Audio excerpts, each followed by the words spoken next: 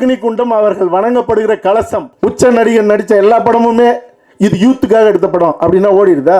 எங்க அப்பாவோ உங்க அப்பாவோ தப்பு செஞ்சிருப்பாரு, நீங்க அதை வச்சு பேசிட்டு இருப்பீங்களா?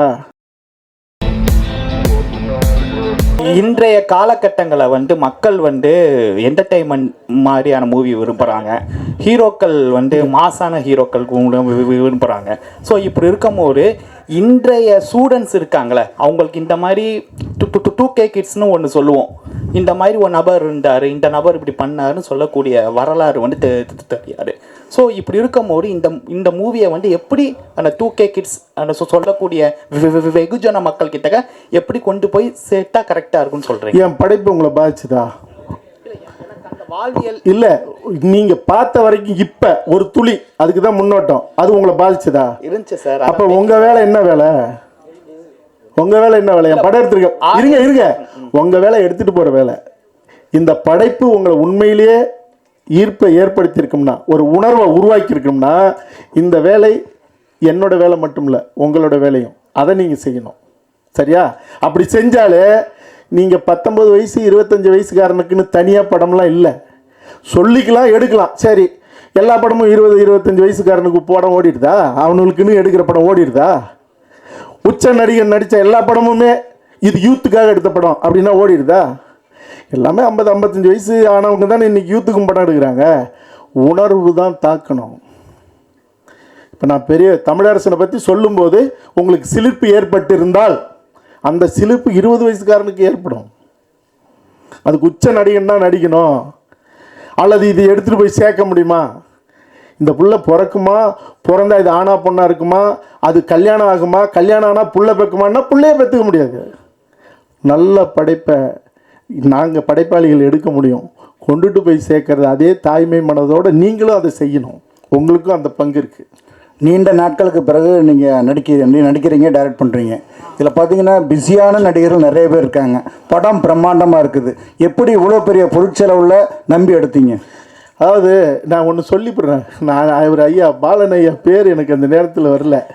என்னை இந்த ராஜ் டிவி லிஃப்ட்டில் ஜல்லிக்கட்டு போராட்டத்தில் என்னை கட்டி பிடிச்சி முத்தம் கொடுத்தது அவர் தான். சரி, இப்போ கேள்வி என்ன கேள்வி? எந்த நம்பிக்கையில் எடுத்தீங்க? நம்பிக்கையே ஒரு நல்ல ஒரு ஒரு ஒரு பொருளை, கருப்பொருளை கையில் எடுத்துக்கிட்டு இதை நம்பும்படியாக செய்யணும், கொண்டாடும்படியாக செய்யணும். நீங்கள் ராஜேந்திர சோழனும் ராஜராஜ சோழனும் நாடு முழுக்க கம்போடியா வரைக்கும் பல்லாயிரக்கணக்கான கோயில் கட்டியிருக்கான். ஏன் தஞ்சை பெரிய கோயிலையும் கங்கை கொண்ட சோழபுரம் கோயிலும் மட்டுமே நம்ம போய் பார்க்குறோம் நூற்றுக்கணக்கான தடவை? நீங்கள் அந்த அலங்காரமும் அழகுங்கிறது மிக முக்கியமானது. நீங்கள் காலம் சுமந்தும் ஒரு கருப்பொருள் பேசப்படணும்னா, திருக்குறளை எவன் சுமந்துக்கிட்டே இருந்தான்? இத்தனை நூற்றாண்டா, 200 நூற்றாண்டு, 2000 வருஷமாக எவன் சுமந்துக்கிட்டு இருந்தான்? நீங்கள் சரியாக செய்தால் அது ஆள் இல்லாமல் இழுக்கப்படுகிற தேர் போல் அது போயிட்டே இருக்கும். அந்த நம்பிக்கையில் தான் செஞ்சுருக்கோம்.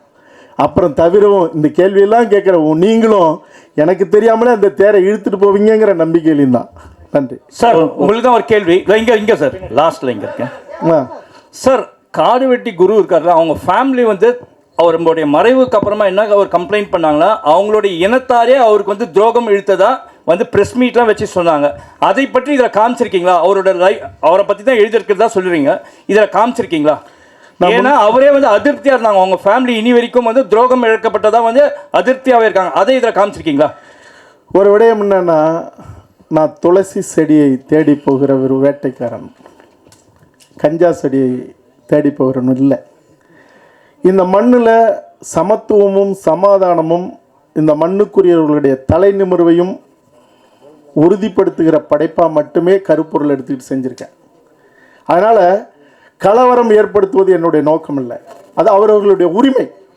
என்னை பொறுத்த வரைக்கும் தம் புள்ள நல்லா இருக்கணுங்கிறதுக்காக மருந்தை சாப்பிட்டு பத்தியம் இருந்து தன் பிள்ளைக்கு தாய்ப்பாலை கொடுத்து குணப்படுத்துகிற ஒரு தாயை போல இருக்கணும்னு நான் முயற்சி செய்கிறவன். அதனால் என்னுடைய பணி, என்னுடைய நோக்கம் என்னவோ அந்த நோக்கத்துக்கு இந்த படைப்பு எடுத்திருக்கேன். சார் தமிழ் சினிமாவில் ஜாதி இல்லாமல் இல்லை. 100 வருஷம் சினிமாவில் எவ்வளவோ ஜாதி இருந்தது இருக்குது. சமீப காலமாக கர்ணன் வருது, அசுரன் வருது, திரௌபதினு வருது, படையாண்ட மாவீரன் வருது. இன்னைக்கு உள்ள அந்த ஒரு ஆரோக்கியமான அந்த யங்ஸ்டர்ஸ்க்குள்ளே இது வந்து மோதலை ஏற்படுத்துவதா? மாறி மாறி நீங்கள் வந்து இப்படி உங்கள் படைப்பு அவங்க சொல்லுதோ, அவங்க படைப்பு சொல்லுதோ, ஒரு வன்முறையோ ஒரு மோதலையோ ஒரு ஜாதி பாசத்தையோ இல்லை ஜாதி வரையோ ஏற்படுத்தாதா? இவ்வளோ நேரம் உட்காந்துருந்தீங்க, என்னுடைய முன்னோட்டத்தை பார்த்தீங்க, பாடலை பார்த்தீங்க. உங்களுக்கு எங்கேயாவது ஒரு சின்ன ஒரு அதிர்வு, எதிரான ஒரு மனநிலை என் படைப்பிலிருந்து உங்களுக்கு ஏதாவது வந்து சேர்ந்துருக்கா? சரி, அப்படி சொன்னா இல்லை அப்படி இருங்க, அப்படி சொன்னா இருங்க, ஒரு ஜாதியை குடிக்கிறது விடுங்க. அவர் கேட்டது இன்னொரு சாதிக்கு எதிரான படைப்பான்னு கேட்டார். ஏங்க உங்கள் அப்பா, நான் சொல்கிறேன், எங்கள் அப்பாவோ உங்கள் அப்பாவோ தப்பு செஞ்சுருப்பார், நீங்கள் அதை வச்சு பேசிகிட்டு இருப்பீங்களா? ஒரு சமூகத்தை பற்றி எடுக்கும்போது அவன் பெருமை பேசுறது அவனுடைய உரிமை. நீங்கள் இருங்க, காடுவெட்டி குரு அவர்களை பற்றி நான் சொல்லும்போது அவர்கள் காலங்காலமாக பேசப்பட்டுக்கிட்டு இருக்கிற தன்னுடைய ஒரு குலத்தின் வரலாறுன்னு அவங்க இப்போ நான் கேட்குறேன், ஒரு விஷயம் கேட்குறேன். நான் இது ஒரு கான்ட்ரவர்சியல் ஆயிடக்கூடாதுன்னு நான் நினைக்கிறேன். இயேசு எப்படி பிறந்தாருன்னு சொல்லப்படுது, அல்லாஹ் எப்படி பிறந்தாருன்னு சொல்லப்படுது. எல்லாரும் இன்னைக்கு தேர் இழுத்து கூட்டிகிட்டு போகிறோம்ல, பிள்ளையார் எப்படி பிறந்தாருன்னு சொல்லப்படுது. அதுக்கெல்லாம் போய் இந்த கேள்வி கேட்பீங்களா? இந்த கேள்வி நேர்மையற்ற கேள்வி. அவர்கள் கொண்டாட யாவருக்கும் பாதகம் இல்லாத ஒரு நம்பிக்கைங்கிறது, இது ஆன்மீக நம்பிக்கையாக இருந்தாலும் கடவுள் நம்பிக்கையாக இருந்தாலும் அத்தனையும் முட்டாள்தனமானதாக கூட இருக்கலாம். ஆனால் இன்னொரு சமூகத்தை அல்லது ஒரு குழுவினுடைய அடையாளத்தை அல்லது அவர்களுடைய நம்பிக்கையை சிதைக்கிற வேலையை செய்யக்கூடாது. நான் இன்னொரு சமூகத்தை தப்பாக சொன்னேன்னா, ஒரு சமூகத்தினுடைய பேரடையாளமாக இருந்த ஒருத்தர் சொல்லும்போது அவர்கள் நம்பப்பட்ட அவர்களுடைய அந்த வழி பெருமையை அவர்கள் பேசுறதுங்கிறது, அதை சொல்லக்கூடாதுன்னு சொல்றதே வன்முறை. இதை சொல்வதனால் இன்னொரு சமூகத்தை தாழ்த்தியோ இன்னொரு சமூகத்தை வன்மப்படுத்துறதோ இருந்தால் அது தவறு. அந்த படைப்பாளி தடை செய்யப்பட வேண்டியவன். அதனால இந்த கேள்வி நேர்மையற்ற கேள்வி.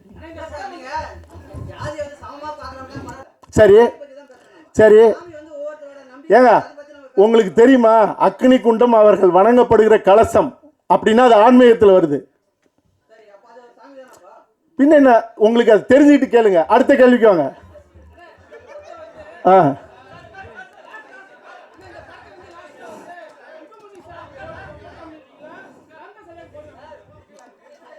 இருக்கட்டும் கேட்கட்டும். இப்ப என்ன கேட்டீங்க?